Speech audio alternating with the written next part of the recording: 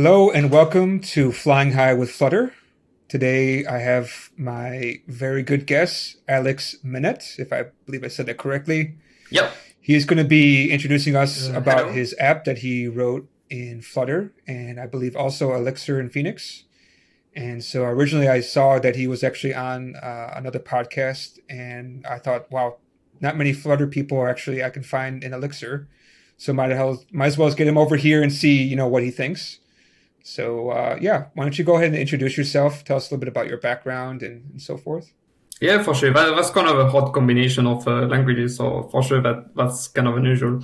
On my case, I'm a software engineer. I've been working in IT as long as I remember, and I'm kind of a polyglot. I like to work on the different languages and technologies. I worked in UK during 3 years, and then I've moved abroad to work remotely in Asia, and then back to France now, where I'm now living.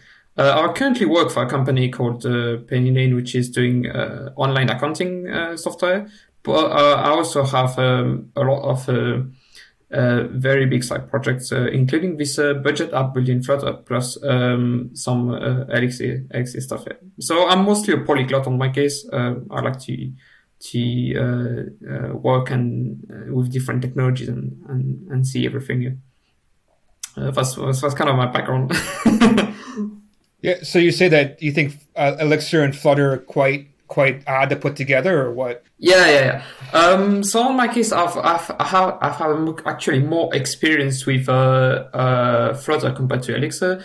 I've started this budget app project about 2 years ago, and it's kind of pretty large. There's about maybe 30,000 lines of Dart code. So that's kind of a large project now. And in Elixir, I've started kind of more recently, maybe about a year ago, to add a kind of a web part to the project, because I realized that while Flutter is pretty great to build mobile apps, it's not that great of a technology yet to build web apps. The web support is kind of a bit alpha in my opinion, because the rendering model isn't adapting very well. So it makes a good companion language to build the web parts, in my opinion. Yeah, I actually tried using it recently. I was pretty happy with it, but I don't know if you ever tried with using the web to actually run the app or not, or like in debug mode when you're developing. Oh, yeah. But I found lots of problems. The live reload just wasn't working, and that kind of kills it for me, at least. Yeah, on my case, there's a lot of issues with my app to make it use as a web directly. First and foremost, it's using SQLite, which is not available on web. It's not going to be the same rendering model, so I would have to adapt all the routes to hook up directly with an endpoint, which would make me like a refactor kind of half of the code base. Secondly, the next issues are assets, which are pretty big. And then there's another few issues that my app isn't working very well for desktop point of view yet. So you can't really use the app on a desktop yet. Like the way everything's handled is assumes a mobile factor, which would again require another more round of refactoring. Which this one I might start with, but the SQLite one is the biggest barrier thing for me. I mean, most of apps won't have this issue, but on my case, that's kind of a blocker. Sorry, for some reason you kind of went out for me over here. Sorry. SQLite, I can repeat. Yeah, it's fine. On my case, the biggest blocker is SQLite because it's not available on a browser. You will have to build some kind of a thing with IndexedDB or something equivalent. And the issue with a browser is that I don't want to store all the transactions. I would prefer to just fetch them as they go from some REST API or something like this. And so doing this would make me rewrite the whole app basically, because all the endpoints assume that it's just tapping the data into SQLite everywhere. So that would be kind of a huge amount of work for me. It's not built to do these kind of assumptions.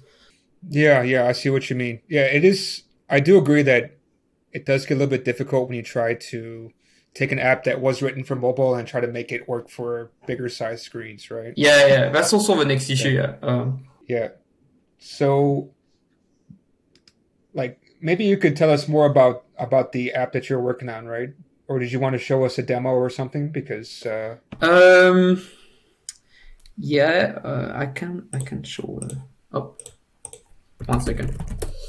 Yeah, so this is the app as it is from the Play Store. What I'm trying to build is a very powerful app where you can add any kind of data source into it. So you can either do manual work, or my next plan is also to have a lot of banking APIs to go into the app. Yeah. So you have a main screen with all your accounts. You have a statistics screen where you have all the basic dashboards and data from what you would like to have from your accounts here. If you click here, for example, you have the amount you spend, the amount you earn each month. And then if you click here, you have more like statistics. Like for example, your financial statement and the amount of money you spend and earn per month. And all of this is like built from this data part where here you have all the transactions from each account here. So this is the main building blocks of the app here. You have an account with transactions, and then from that you have statistics. And the main goal on my case is to build an app which is beautiful to use, easy to use, and also as automated as possible. Like the big issue I have with mobile app nowadays is that they either full manual or full automated with banking, but they don't allow a mix of both. So this is the thing I want to build here. And secondly, mobile budget app are not the same as social networks. There's a lot less care involved into these apps.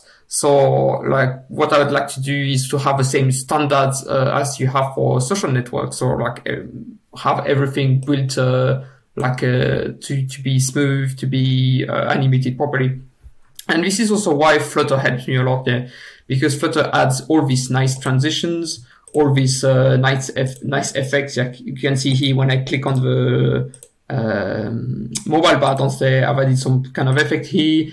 There's some custom tabs, custom drop downs here. So this drop down is completely custom, for example, and then it can move and the text moves as you click it.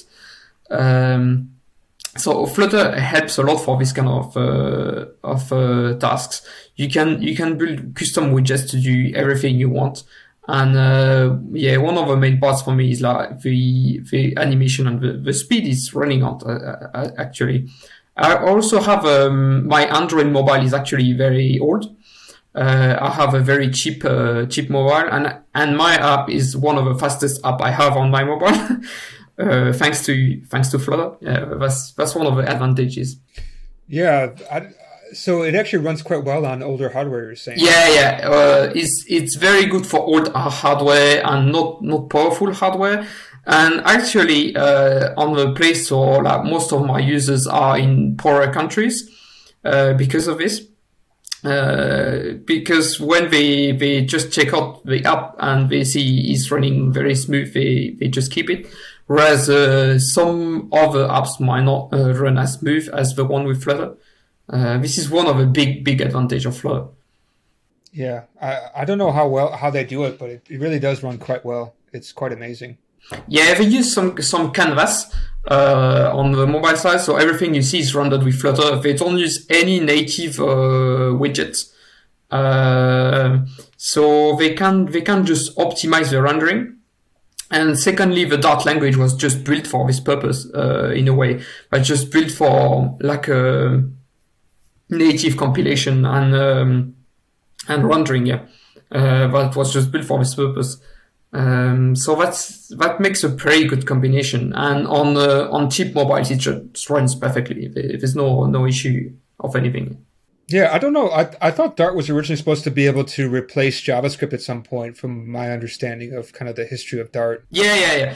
That's what I was understanding about it. Yeah, it was supposed to replace JavaScript, but the language changed a lot in the meantime. And nowadays, I would say it's half inspired by JavaScript, half inspired by kind of Java paradigms. And what they retain from the Dart area, the inception of a project, is that the instant reload is just amazing. It's the only technology where basically the instant reload works as advertised. You can just code your thing, just hit R, and then everything just reloads instantly. There's never any issue with it. And secondly, the compilation is also helping a lot for this project here.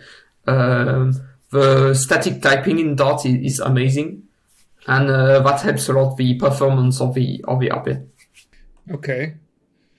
Yeah, it looks pretty cool. So I wanted to go back to, you do have some custom drop-downs you did, right? Why did you decide to build a custom drop-down? Why not use the default ones? Is it that you had an idea that you wanted a very certain way that they acted, or what's the point? Yeah, exactly. I wanted the drop-down to act a certain way, because with basic drop-down, you cannot really style the inside as much as you want to. So Flutter has these basic components built in. They're pretty good. I use them in a few places as well. If you see here, this part is like, this is a native drop-down here. This is what it looks like. But it's not something you want to use for example, like a full-scale drop-down with some styling onto it.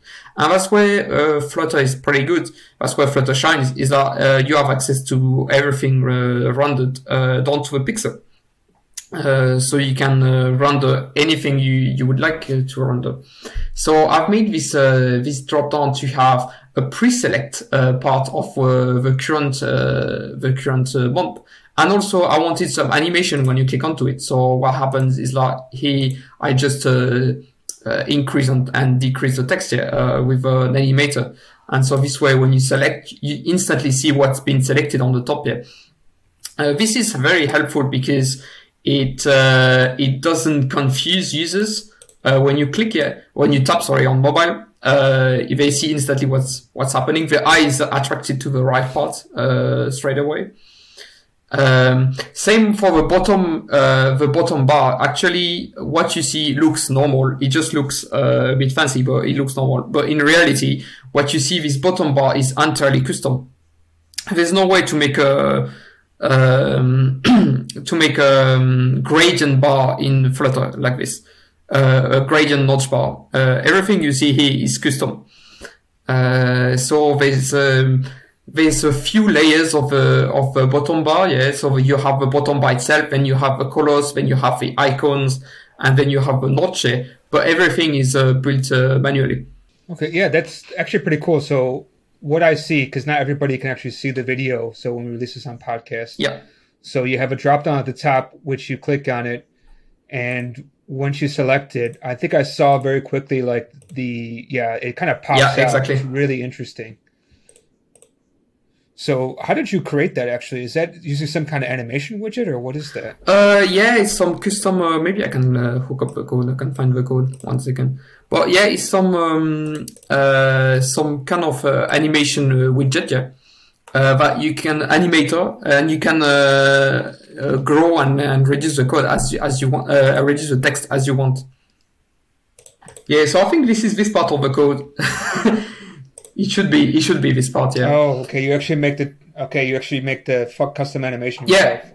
So what happens is like it grows and then shrinks again, and then this animation is executed on the text itself, yeah, on the text here. Let's see, animation. Okay. You use a transform scale. Okay, that's interesting. Yeah. Okay. And the bottom bar is actually a completely custom code. Yeah, you see, there's a lot of code actually, because It's kind of complicated to make this one, this gradient bar. But what you see here is all the custom code needed for making the icons, the bar itself. Because what I haven't shown yet actually is that here the text here of the currency is actually depending on your current currency. So if I change from euros to dollars, it changes here the text here. Oh, that's very nice. To adapt to the local language, the local currency. And all these currencies are fetched from some APIs, yeah. So there's also it's also handling the rates, the currency rates, and things like this, yeah. But also it works for longest currencies. Oh, here you can see it changes all the time. And so that's also why I had to do this custom bottom bar, because it really, there's a lot of custom elements here. First, there's the gradient, where you can't do that with normal Flutter bottom bar. There's just no way.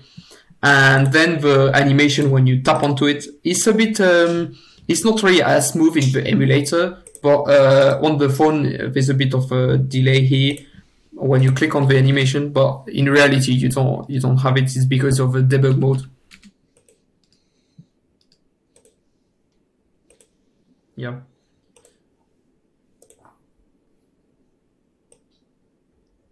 Position. Oh, you use a stack. Yeah, I use a stack. The position to make the. I see. Where is it? We'll stack. Yeah. Yeah. So you have a mask, and then you have the normal bottom bar on just below it. Yeah. So you have a bottom bar. Then on top of that, you have a gradient mask, and then you have the icons. Is how it works, and then the dots as well. Because the dot here is also something custom here. When you click, the dot just moves slowly to the next one. You don't really see it very well in the emulator because again it's debug mode. But if you click on one tab and then the other tab, the dot is going to move to the other one. And so this is done again manually with an animated position here. Okay, I see. That's pretty cool. Yeah, so it looks kind of normal when you look at the app, but there's a lot of custom code into this to make it as per the designer. Okay, that's pretty cool. I'm surprised. I mean, you really said you did like so many custom. Yeah, it doesn't look like this when you look at the app here. But no, it doesn't look so custom. Obviously, the bottom is quite interesting, but I've seen a lot of apps where the bottom navigation bar is similar, where it's like there's like a dip in it and then like a raised button in the middle. Yeah. So this is built into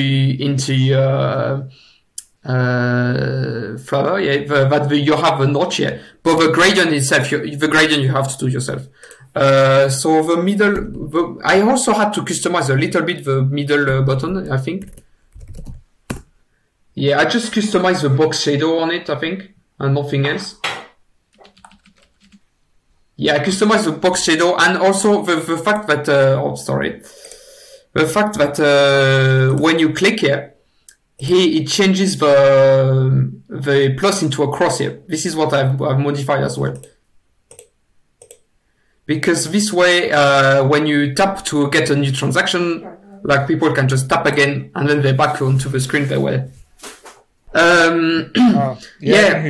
So there's also some custom code in the middle button here to make it look like a cross when you click on it.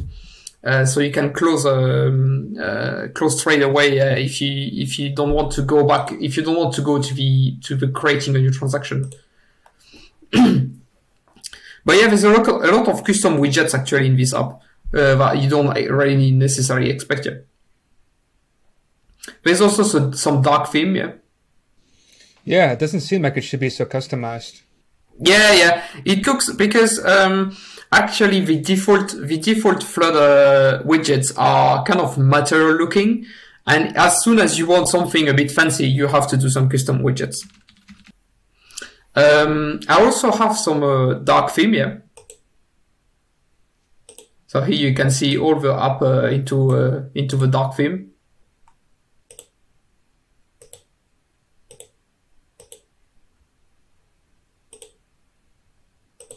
Oh, that's really nice looking. And I also have some language management. Like here you can see the language selection. And so if you want your app in German, you can just switch in German straight away.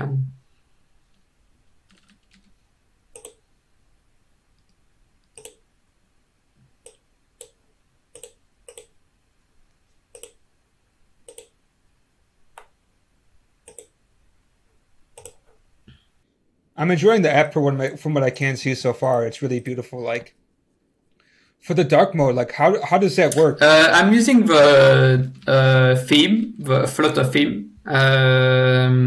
So I have some definition of a clear one or of a bright one, and then some definition of a dark one, and then I'm switching the theme with some shared preference. Yeah. So I'm storing that. Yeah. Sorry? Go ahead. Yeah. No, I just said I'm yeah. storing it into the shared preference, but because I assume it's kind of a local kind of setting, so I'm actually not storing it remotely. I'm just storing it locally. Okay, so you share like a shared preference or something, right? And then I just switch the theme with this. Oh, okay.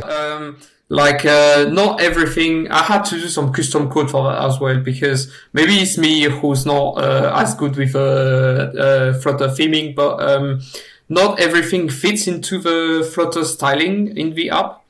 So I had to do some custom variables. I can show this as well. I really hope it's gonna go well with the internet.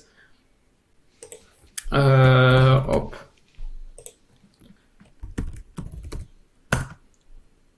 So far, everything is smooth. Even your microphone. I really hope it's gonna be fine. So here is the colors. Yeah. So as you can see, not everything fits into the way Flutter handles the theme. Because, for example, for the bottom bar, I have some gradients, so that this is not gonna fit into the Flutter theme. And I also have some kind of the custom dropdowns that are not necessarily going to fit into the Flutter theme. So I also have a bit of like custom methods here, which I also use in a few places to redefine the colors here. So for example, I also make the bottom bar slightly darker, even if you're not seeing it much on the screen, but it's slightly darker than on the bright mode.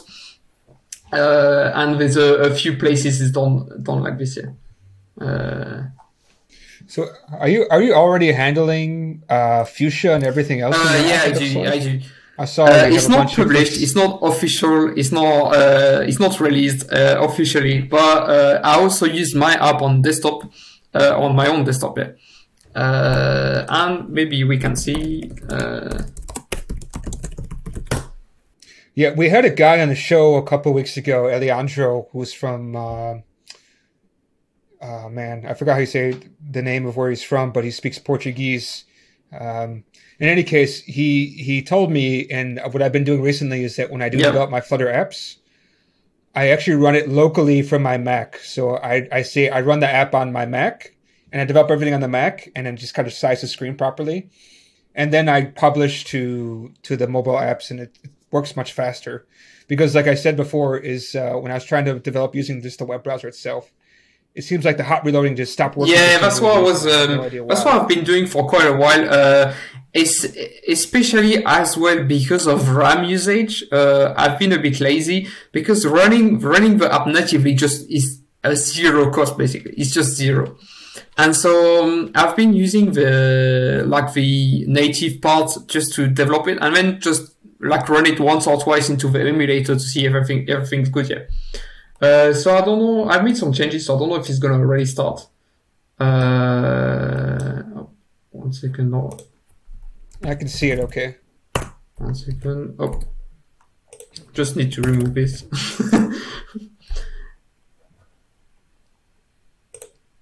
yeah, it's a part of a live show. But yeah, I've been using this mode to develop myself. It's very, very good especially when because of the Android emulator is using so much RAM. So that's kind of a good use for it. But I haven't published everything yet onto desktop, even if the app technically works, because there's some edges that needs to be smoothed a bit. The text selection, like some clicking in some places, like also the top, like when you have generally some handle on the top of each window with file or something, file editors, things like this, and this is not on currently on the app, so that just looks a bit awkward to use for a desktop user. It looks like some kind of mobile app just resized for desktop, which is not very ideal. Yeah. So this is what generally I use for developing it. So this is exactly the same app. The red bars are just tools for me to put the margins properly. It's some homemade component. So so what's the point though? How does that actually work? The red bars are... so for people who maybe cannot see the screen, right? So you got like these red vertical lines. It's the red bars are made by myself. Yeah, they're kind of a tool to help me when I develop to make sure that the margins are okay on the app here. So everything you see on the left side and the right side just fits into the margin to make sure that everything is aligned properly. Is that like the no touch zone? Because I always heard that near the edges of your app. It's kind of it's because of this, because first you have some curved phones as well, which have trouble with the edges, or you just can't do anything on the edges. And secondly, it looks better. So this is some custom homemade stuff again. That just shows manually some margins into the app. This is very helpful for developing. So you see, it just shows if it's desktop or debug. That's basically how it works. And it just puts some red margin on each side. So that this way you can see what you're doing. That's pretty cool.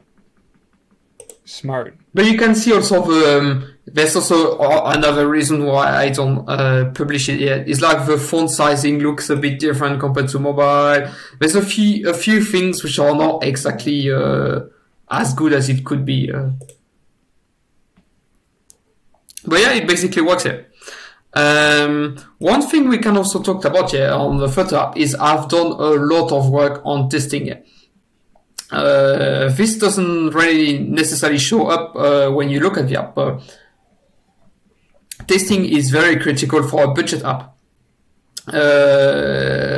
and because you want all the amounts to be okay, you want the sums to be okay. You don't want this to change every time you load up the app. You want all the transactions to be stored properly. You want some guarantees basically when you're building budget apps. And on my case, I'm coming from a Rails background as well, which you have a lot of testing, and also this culture is also present in Elixir as well. So I like testing. I like having a lot of tests, and there's testing for basically every part of the app. The testing is almost as big. The testing code is almost as big as the app code. So yeah, everything is tested. Every time I find a bug, I just add it to a test here.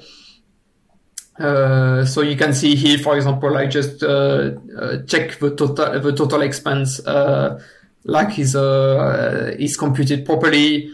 I check the total income. I check the reference. I check everything. So let me ask you this question, because I'm still kind of new to testing in Flutter. I followed this guide from RezoCoder. I don't know if you've ever seen him before. It's another guy who makes a guy who makes quite a lot of YouTube videos, specifically for Flutter.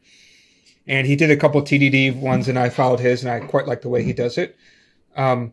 But like, I guess the question more so is kind of like, how do you test? It seems like all I see right now is you're testing quite a lot of business logic, which of course I think is important to test. But do you also do any kind of widget testing or anything? So you have both. You have both unit testing and like widget testing. So this side is more the DB, so it's more like unit testing. But you have also like some, for example, like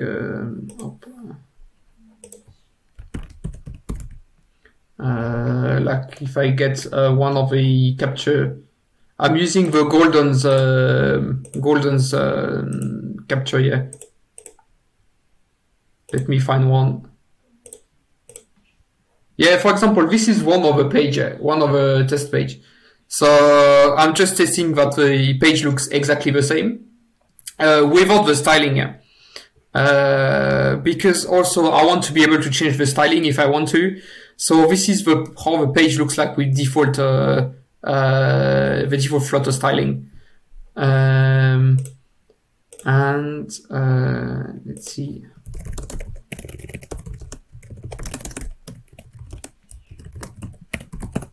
Oh, all the Goldens, for example. So another one. Edit, add, adjust. So this is the default font as well. This is the default font used by Flutter in the Goldens.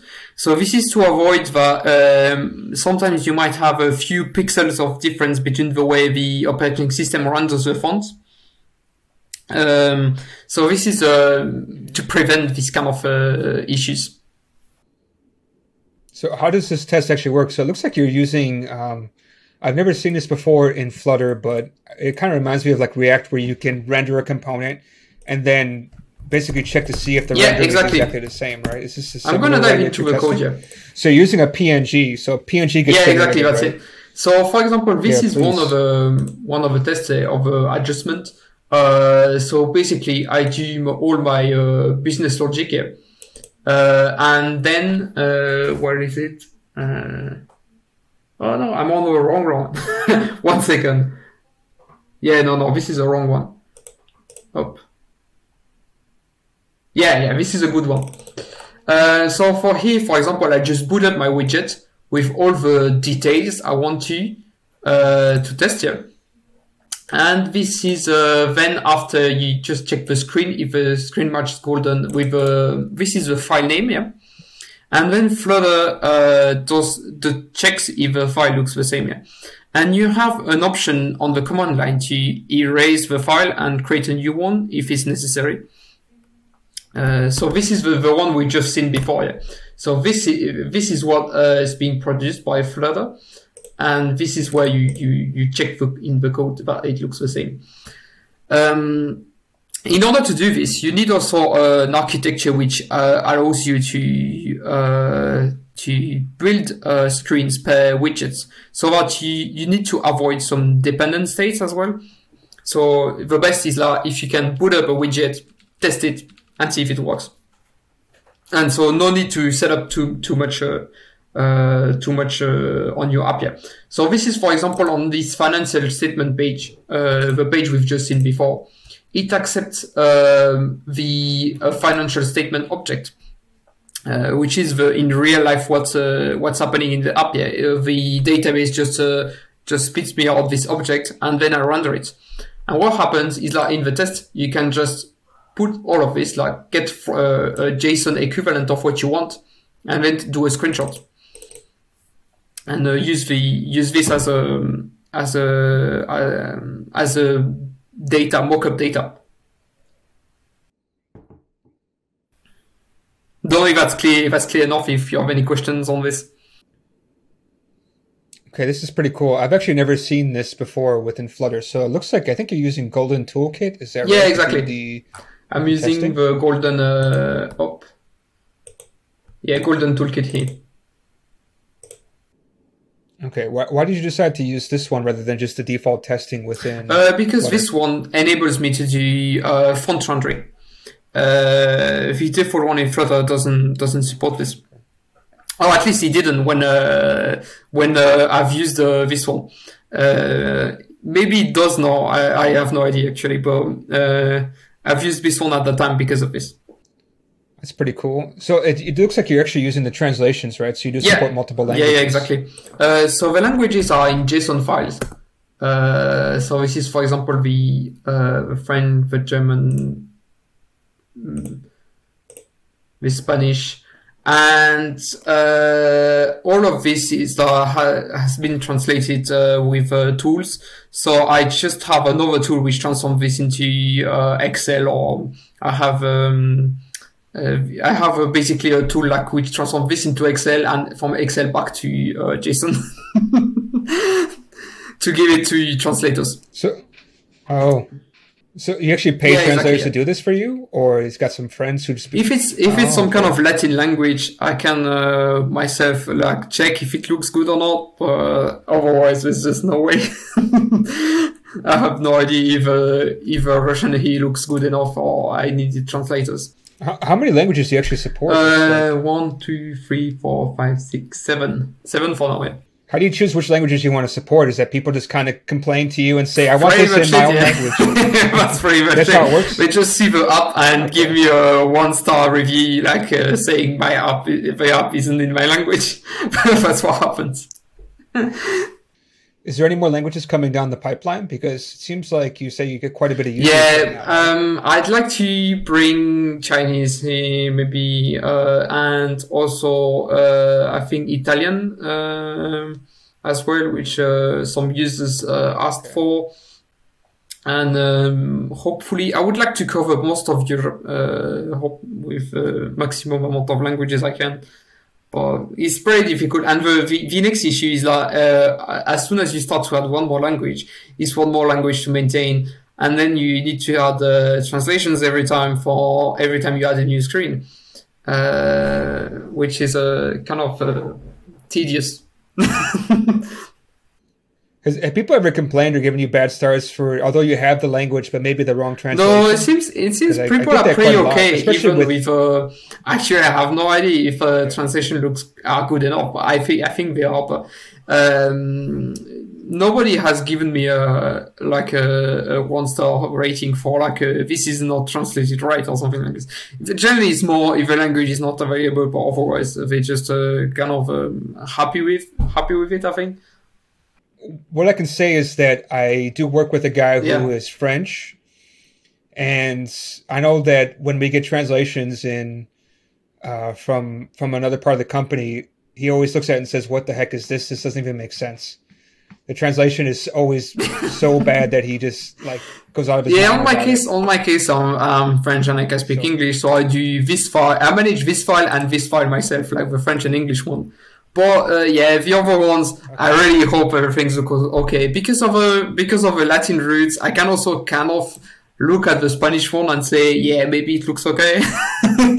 But it's not 100% guaranteed.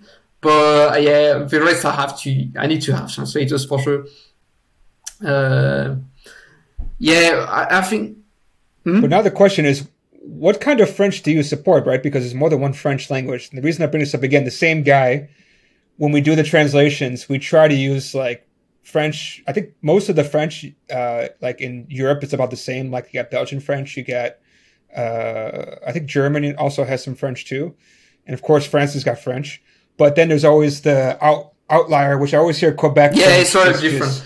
I use the one from France because I have no idea how they say it there in Quebec. I hope they understand as well, but I think they do. So it's funny because I see you just have FR, you don't have FR, you don't have the country prefix, right? Yeah. I've decided to use the same one. This kind of works out for you. And also I have something in the config. This is also some custom. I have a lot. We can take a look at the config as well, I think. Sure. One thing I haven't covered in the show yet is that I generate the screenshots on the Play Store automatically. Yeah.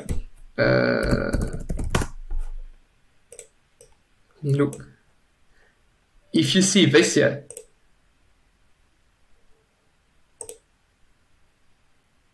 if you see this, this is generated automatically.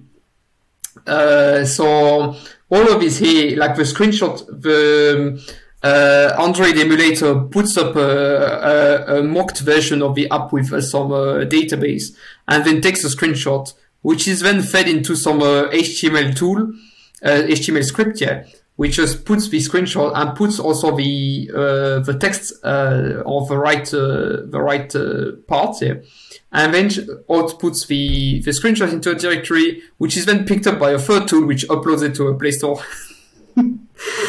So all of that, the whole process of the screenshots done automatically. That's really cool. I quite like this. So if we go back here,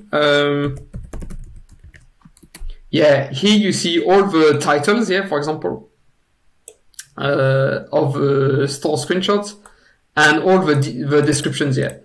So everything you see on the screen here, if I can put the screen here, good enough. Everything you see here is actually like from the store screenshots script here. So there's three layers of script. How does this actually work? Yeah, how does this thing work? I would love to know. I mean, or is it a secret? Or how did you find out how to even do this, first of all? So this is an HTML page here. You have an HTML page, which is basically the right screenshot I want here. And here I've put a random reference one to mock up everything I wanted to have. And then here you have a random screenshot to see how it works here. And like, let me open this.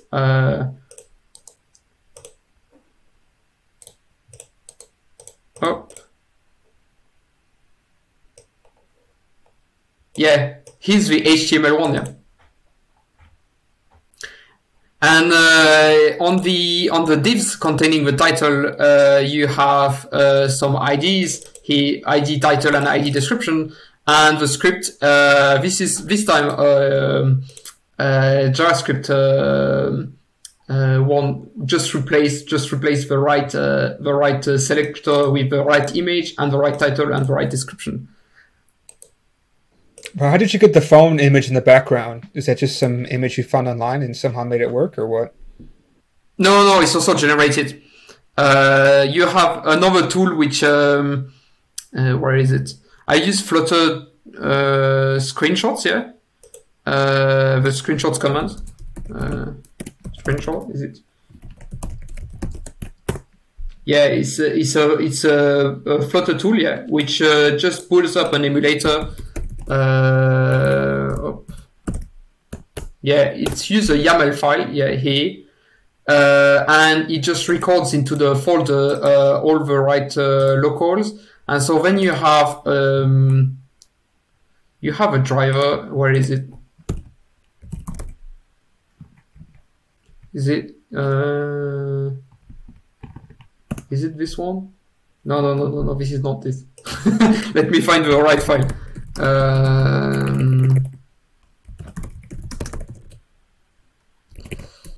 There's a file here driving all of this in test, I think.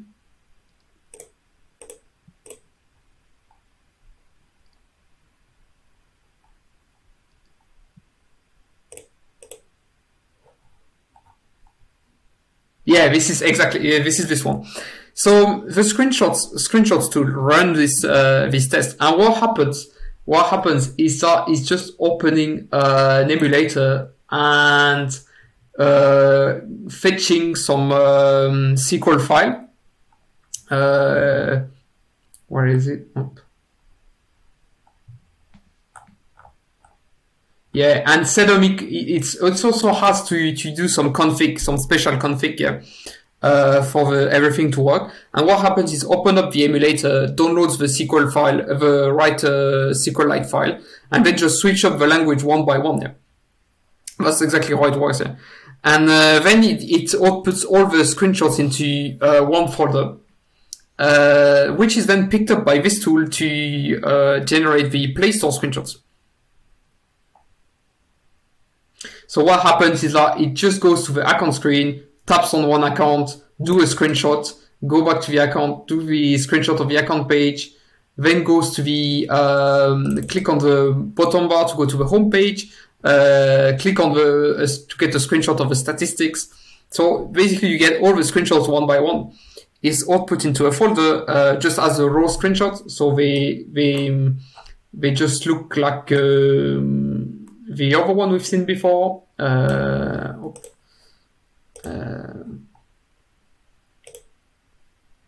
Yeah, they're going to look similar to this here.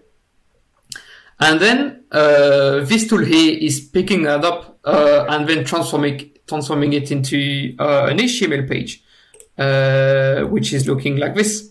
And he's just zoom of the right part here. He's just zooming over the right part of the image. So this is a full HTML page. How do you do the phone on the outside though? So the phone is just the HTML thing, or what? I know the phone is just a yeah. No, the actual phone. It's also a phone there. If there's a frame.png here, yeah, and it's just a PNG frame which I just add on top of it. If you remove it, you can see, oh, there's no frame anymore. So how did you get a frame though? Did you create that yourself, or you found that online, or what? Yeah, I found it online. I think I found it online, yeah, on some open source frame one, and I'm not sure it's exactly the same as a proper phone frame, but it does the job. And yeah, I've seen this quite a lot, but I'm always curious about how the heck people do it. That's why I kept asking. I was so curious, because obviously it makes it look much nicer rather than if you just show a square image, right? And here is how it works for the uploading to the Play Store. So I just get the Google API and I just send everything, all the screenshots, all the descriptions, all the title, all the icons, everything basically to the Play Store, because each language also have their own description, their own title. This is also in the translated file. I try to keep all the language related stuff there. Yeah, here. So for example, this is the store description. So it's pretty long, but that's what you see on the Play Store. And there, everything is getting uploaded and set up there. So I have to, how the Google API works is kind of similar to Git. It's like a snapshot. So you do everything you want, and then after you commit. So I just delete everything, recreate everything, and then just push the change. That's how it works here. Yeah, so I create the listing if they're not there. I set the description. I delete all the image. Then I upload icons, screenshots, and feature graphic, which is a big one on the top. And then I do a commit to make everything live. Okay, this is pretty cool.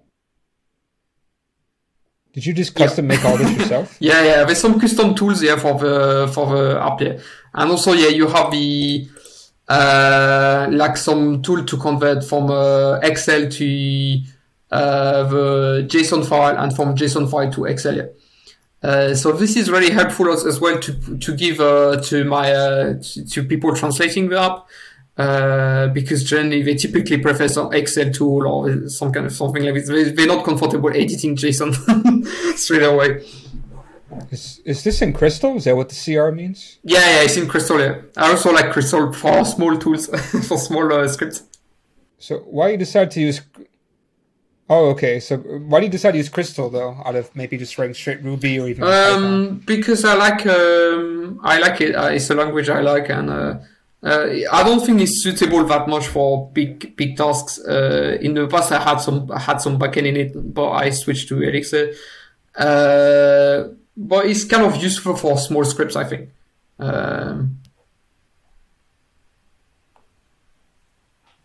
So yeah, there's a great amount of tools that you don't see behind the scenes, actually.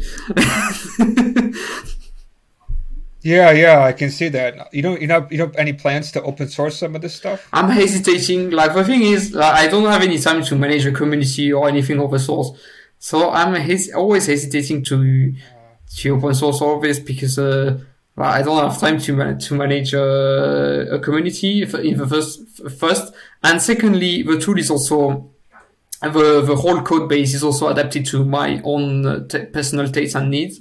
and so there's no kind of documentation or anything enough for outsiders, I think, to pick it up.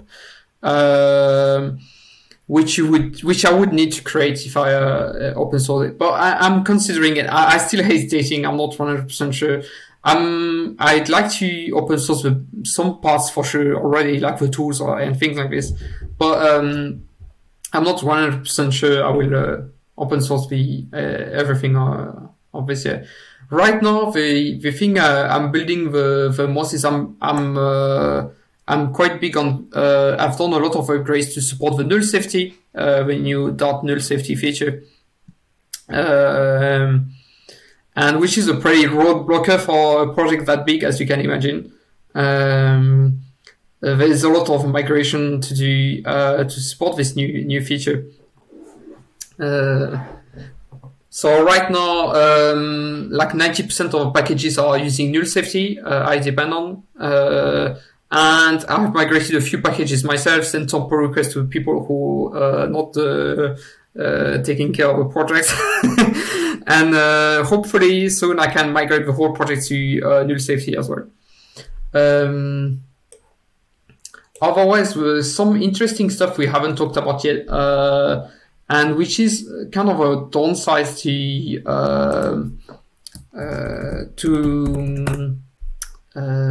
Flutter for me. Is the kind of way the native navbar is handled. So I also have some native code here, but you don't see. There's also some native Kotlin code here to handle because how to explain here. What you see here on the bottom here is also custom. Normally on a Flutter app, when you build a bottom bar, here is just a black bar you see on the navigation bottom. Because you have two kinds of Android phones. You have Android phones with a navigation bar, and you have Android phones with a real button, like the cheap ones. On my case, it's a cheap one. So I have a real button, like the old Samsung. You see, like these ones, they don't have this kind of new fancy virtual navigation. But the ones who do, you would like to have something else than a black bar, because by default everything here is black. So what I wanted is to have the bottom bar extend here. Which is not something you can do with Flutter. It's also something which is done manually, because the bottom bar in Flutter is unicolor. It's either white or black or something like this here.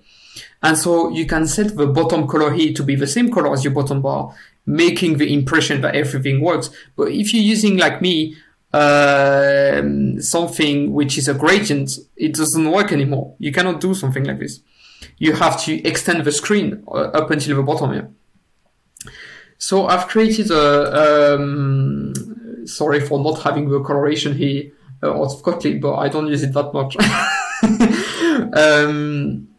I'm using some Android code here to get the real height and the real width of this bar here and this bar here on the bottom here.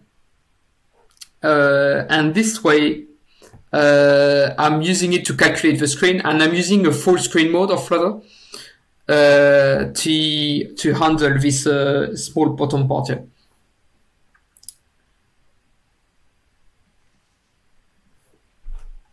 Okay, I see. Yeah, it's something I've not talked about much yet. So here in the Flutter code, no, this is Go. In the Flutter code, what happens is that I get the native size of this bar, and then I use it to do some padding on the view here, and also on the bottom bar.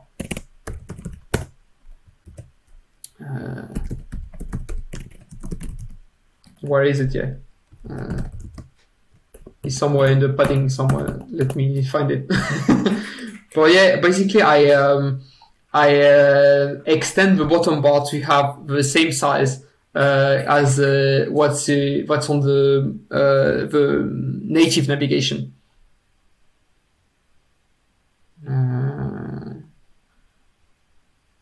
Yeah, exactly.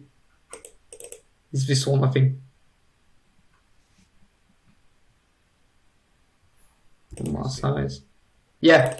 So I use the context for this, and I add the padding into a context here. So this way, you can have the nice gradient. Actually, it's a lot of work just for this, but but to have a nice gradient here, you need to have a full screen mode in Android. And if you do your full screen mode, you have to manage the height yourself of everything. You cannot just rely on the standard Flutter screen mode. Seems you're really obsessed about this. Not a bad thing. It's really quite amazing how deep you dug. No, actually, now you can understand why you haven't seen this kind of bottom bar anywhere else, because that's just a pain. And there's a lot of work involved to make this kind of gradient bar happen behind the scenes. So it seems like you have to make this kind of. Do you have to do any like hacks for iOS or anything, or you're not even? No, I'm working on iOS, and in iOS it's kind of the same issue, really. But I have a chance of using some iOS phone with a physical button, so this doesn't matter much for this one. So this is the app on iOS as well. Yeah. It's not on the store yet, but it technically works same as the one on Android. I had a few things to adapt to iOS. Strangely enough, you would think that everything works exactly the same, but it doesn't. Even with Flutter, it doesn't. So the SQLite, for example, doesn't round the same way as on Android. That sounds kind of crazy, yeah. What's the difference? Not the round, sorry, the substring, yeah. That sounds crazy, I know, but I had to do something like this, some stuff to fix this. Where is it? Yeah.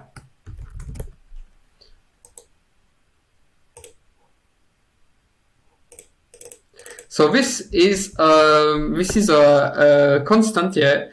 I'm using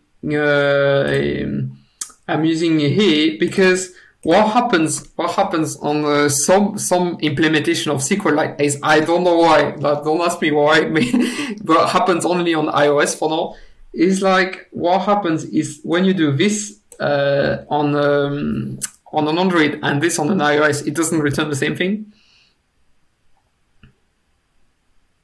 Okay. What happens is on Android, I think it's inclusive, so it gets the free. And on iOS, he gets only the second one, or only the 2 second one. I think that's for something like this. So I have to count this and then use it everywhere I do substring to make sure everything works fine in the queries. So this is one of the main issues I had on iOS. I'm sure it's pretty niche. I'm sure there's some articles about this, and I'm sure I should write some article about this. But it's kind of a niche issue. And apart from that, I had a few issues of packages not working natively properly. Some packages were not available on iOS, and I had to find workarounds. Typically the package I'm using to do sharing of the sharing of files is not iOS compatible. So on right now on Mavio, what you can do is you can just share I allow imports from other database. So if you go here and you see import data, you can import from Andromony, for example. This is some features I'm working on. I would like to have like dozens and dozens of apps you can import your data from, but for this one you need to share, save the database and share with the Mavio app. So for this I need some native module to do this, which is not available on iOS. So on iOS I just remove this option straight away. So there's a few things I had to adapt here. You know, there is something I heard of from another guest previously. He told me that they ran into an issue with, I think iOS has the spell checker, right? And it just doesn't really work properly on the text field widget. Already the text field.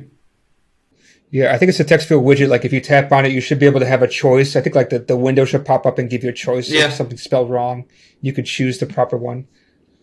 Have you had the same issue or even looked at trying to fix it or anything? No, I think the text on my case, the text here, this is the main text I have, are working fine. No, this is actually, I remember now, now as you said it, one of the biggest issues I have on the app here, and something I haven't talked about yet, is there's a custom input field.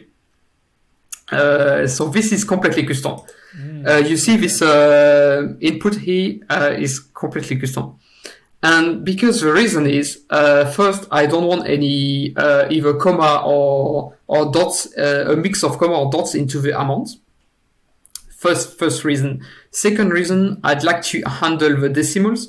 So I want, for example, you can not put more than 2 digits. And third reason, I want this button here with 3 zeros to be available. So this is for currencies where you have a lot of zeros, where basically 40 euros is worth 1 million or something similar. So where typically users of these currencies, they like to have a lot of zeros. So what they do is they just tap 2 times and they just make them 5 million. So for all of these reasons combined, I needed some custom input. And so everything here, you see the logic of the input is completely homemade. The logic of the input is completely 100% homemade. Everything you see when I do the dot and it adds something here, 0 here, and it focuses here, everything is homemade. I have a lot of testing into this, so I'm gonna. So there's some open source package for this, but they're not good enough yet. They're not good enough. Yeah. So everything you see here is custom, all custom logic here. You've also extended the double. I saw. I haven't actually seen anybody ever extending classes yet. I know they do it, but I haven't actually seen anything. But I saw you did extension on the double. Yeah. Yeah. Yeah, I've extended a few classes to add stuff here. To add a precision, yeah, to truncate to precision. So here, for example, this is the formatter here. So the formatter is done 100% manually. So it like I have a test here that if you have this before and this after, it does this. So every input is controlled. Every time you add a 0, it's controlled. Because for example here, if you do something like this and you want to add a 0 here, it shouldn't add the one at the end. But if you do another digit here, it adds the other one after. I see. And also, if you are here and you type a digit, it should set up the next one and not add a new one in the middle. And also, it handles the spaces. So here, for example, it just added multiple spaces. But if you put your cursor here and you want to delete the next one. You don't want to delete the space here. So all of this is done 100% manually. So every time it just has a text with a selection, and the next one is something different. It has some behavior, and everything is tested here. So this is all the text selection code here. So all the yeah, because also, for example, like the last one, if you have 0 and you have a dot there, you don't want this to be, yeah, like this. If you do 0.0 and you remove, it should work. Yeah, hard to explain. Sorry, but there's a lot of text selection issues. And this custom keyboard is a nightmare to maintain. This is one of the biggest pain points. How long did it take you to build this thing, you think? How long did it take you to actually build this? It took me, the first iteration was about a few days of work, like 3-4 days. But then after that, I had a lot of issues with the way the digits were working. So I've reworked the text formatter. Actually, I should open source this part because it would be very useful to some people for sure. And then it took me about 1 more week, I think, of work. So it also works with international languages as well. So let me go back, and now we're gonna put French. Here we're gonna start a new transaction. And if you go back here, you see now that the dot is instead of comma. To handle it like this. I see. And the spaces are still working. Yeah. Because on the default Android one, you have either a mix of the default Flutter one, you have a mix of comma and dots, and you don't have a really way, as far as I know, maybe change to specify only the one you want. And there's also no real way to do money formatting scheme like this, where you just add a digit after.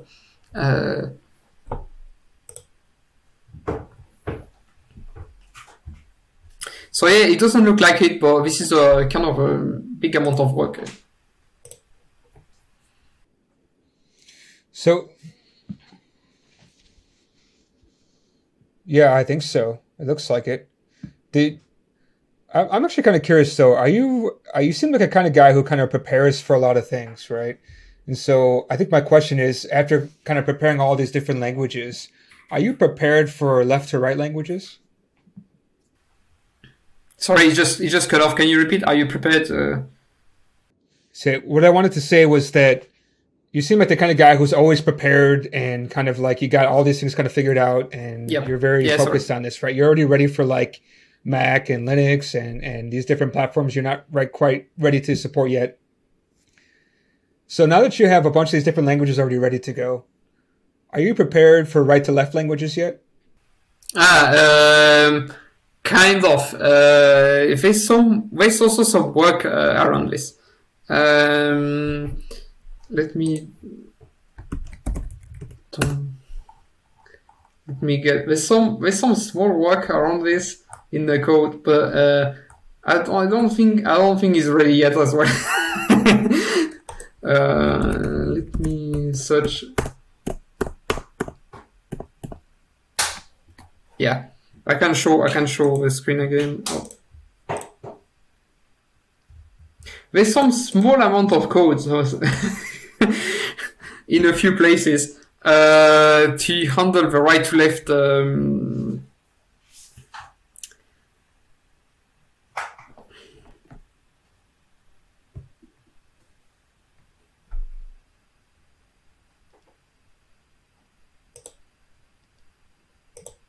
Yeah, sorry, I don't know, it just cut off for some time. Yeah, there's some small amount of code to handle the right to left languages, especially related to currencies. So here you see some kind of workaround code, because what happens is like if a currency is this is I think what's the name of dinar? Is it dinar? I'm not sure. I'm not 100% sure. But if it's this, if the thing is like, if you don't use the right to left option, it's just gonna render it wrong. Yeah? The currency is gonna render it wrong. Just this text will be rendered wrong. Yeah? So this is what I'm doing for the currency, but it's kind of a hack, and I don't support Arabic as a main language, so I don't have these problems yet. But I know it's a big issue, and there's gonna be a lot of code I need to change to support it, I think. Yeah, I can totally imagine that. I think we're kind of running out of time, but there's a couple of questions I wanted to quickly ask you that I always ask everybody. The first question is, how do you manage your state? Yeah, it's a good question. So what is this?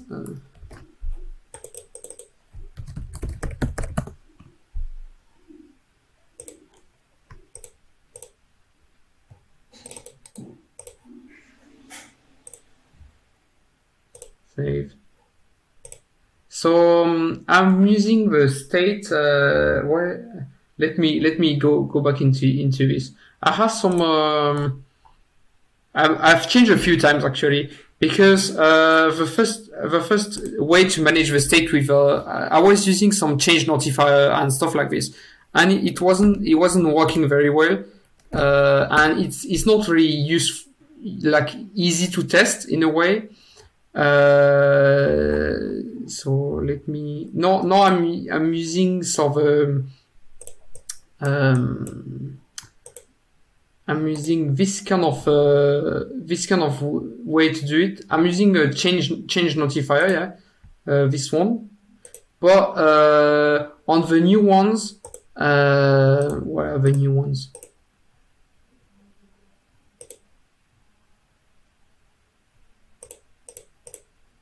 Yeah. On what I've done is I've done a reset. Yeah, a reset. Exactly. That's where the part I wanted to go. So I'm using a change notifier, but on the reset ones, I just compute all the dependent ones, all the dependent state, which helped me to do a lot of cool things in the test here. So if we go back, for example, in the tests,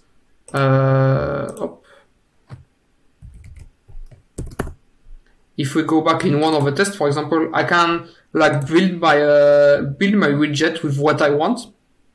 With, for example, some DB mock, some account, some stuff which is basically useful for as a global state. And then I can just do my own testing, do my rendering, and use this to make it work here. So yeah, I'm using some change notifier provider.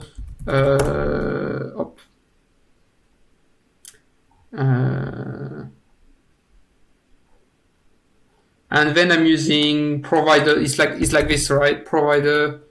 I have some memory issues now on this. Suddenly. Yeah, exactly. Provider of. Yeah, I'm using this. Either like this, so as inline, if I want the object straight away, or if I want as a widget, I do a consumer of my object. I see. This is how it's done. So yeah, I've done some more hacky stuff in the past when I first started the app a long time ago now, and then I transitioned to this kind of very helpful change notifier provider. And this is really helpful especially for the testing, because this is the part I had some trouble with. Now it's very easy to just just do a multi-provider, and I put this into the pump widget when you start the widget, and this way this state will be there whenever you render this view. Which is very helpful then to render the right curve here. Then I think the final question I have for you is for any kind of beginners to Flutter, right? Do you have any advice for them, or maybe something to warn them about? Yeah, I have a few things to warn them about. First, the management of state is pretty hard. And I would not use... I still have in a few places, for example, this kind of way to do it, like a value notifier, are not the way to do it, because they just make your code messy. Like you can do this value notifier, and you can listen to changes and rebuild your code accordingly. But that's a way to transfer state. That's also a way in the past on how I was managing the currency here. the currency on the bottom here, this one. Mm-hmm. So for example, when you were switching the currency, it was just changing the value notifier, and then I was listening on the bottom bar to change it. But that's not a good way to do it. I strongly advise to use some like a change value notifier, which are built for this purpose. And value notifier are just like a small building block which shouldn't be used for anything too complex.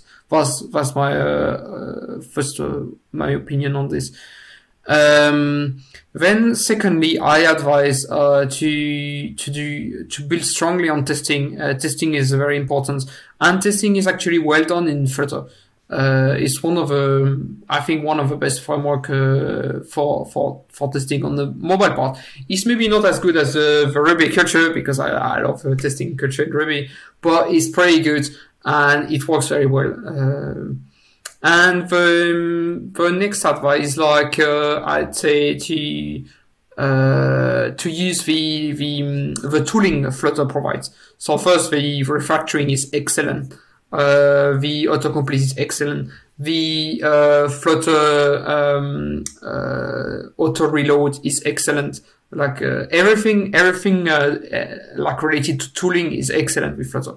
Like it's one of the strongest points of the language, and the framework. And I really advise to use all the tooling, all the open source tooling which is provided. It's perfect. It's close to perfect. So how do you actually learn about all the tooling and stuff? Because I think a lot of beginners don't really know how to learn this kind of stuff. How did you actually learn? By myself, I'd say. I just opened some code base and just try stuff. And I don't have any really advice on this, but I think I just learn by myself. Yeah. Okay. Well, is there anything else, like maybe something that you want to plug or something you want to say before we sign off? Let me look quickly if we handle the most important parts. I'm not using like a CI stuff yet, because like the tests are not working very well onto. This is one of the main downsides, I think. But apart from that, I think we covered most of the interesting stuff here. I also use some in the testing here. This is also kind of interesting. Maybe I also use some cassette for the HTTP request, so similar to what we do in Rails, to replay the requests. Okay, like a VCR basically, which is pretty nice. Sorry? The VCR, basically. Yeah, exactly, yeah. And I think that's pretty much it on my case. I think I've covered the most interesting parts of the app, hopefully. There's a lot of stuff. But there's a lot of custom stuff here. It's much more complex than what you expected. Yeah. It's really cool, all the stuff you have. I'm surprised that I didn't know. I mean, you managed to automate a lot of things, so and do a lot of things that I never thought about. So I might just have to download your app and just play with it to see how it all looks and works. To see, all the hard work put into it. Please leave a 5-star review if you can, and not leave a 1-star. I'm not happy with something else. No problem. Well, thank you for your time. I think that, with all the work you've done, I would love to have you back to talk maybe more in depth about certain pieces, because you spent a lot of time on this, and, the hour and a half or so we spent together, it's just not enough time to really get into some of the more interesting pieces, of course. So, it doesn't cover like 10% of the work for sure. I would be happy to join on the show again to talk about in details about some parts of the work. I've also like one thing we haven't talked about, but we could talk next time, is I've also used Hover in the past to try to build a native version before the Flutter native was as good as it is now. So we could also talk about the differences of the Hover version and the Flutter native. Yeah, that sounds good. Let's just link up after this, so whenever you're ready. Okay. Yep. Then I thank you so much for joining, and yeah, looking forward to seeing you again next time. See you next time.